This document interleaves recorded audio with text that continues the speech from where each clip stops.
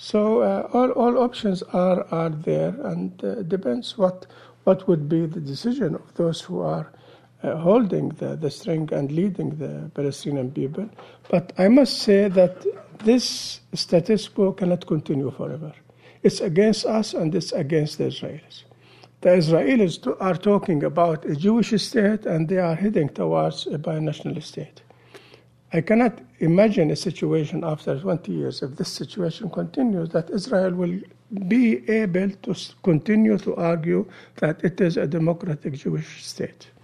It can't be democratic and Jewish while it's maintaining this occupation. It doesn't bother. Yeah. Next Okay. question. Doug Foxborough, private citizen.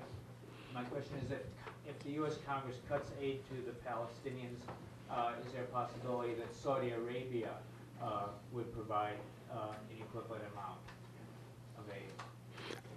Would that be acceptable? I don't know why you mentioned Saudi Arabia.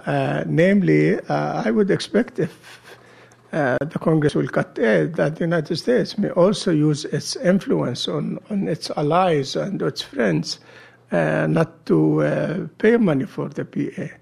If they will be serious in this regard, I don't know.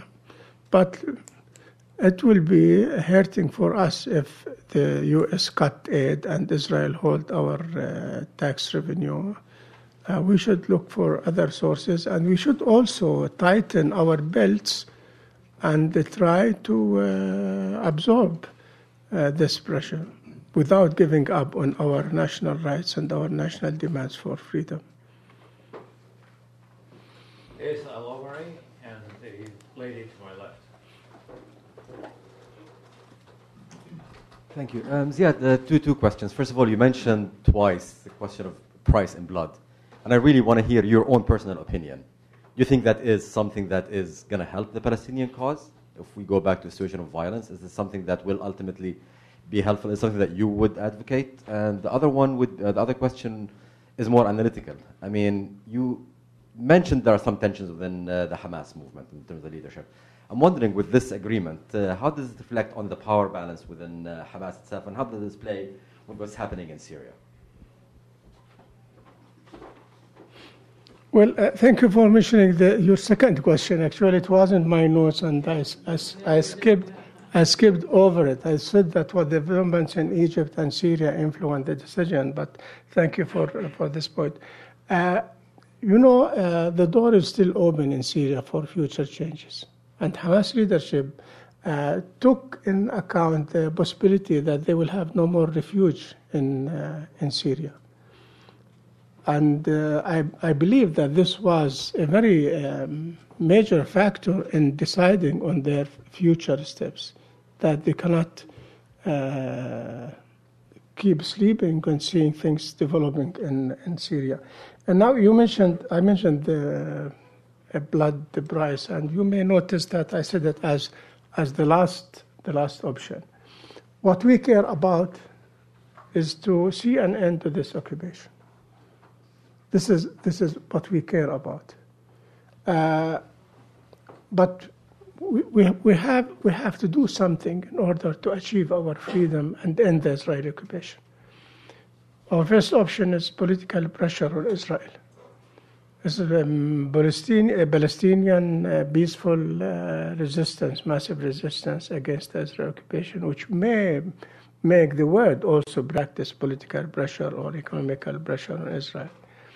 We need to see more international involvement and sanctions on Israel to make Israel change its attitude and accept to recognize our rights and to end its occupation.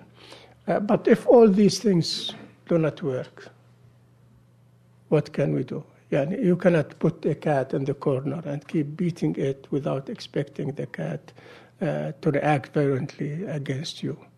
This is something natural which may occur. I'm not advocating it. I'm not calling for it.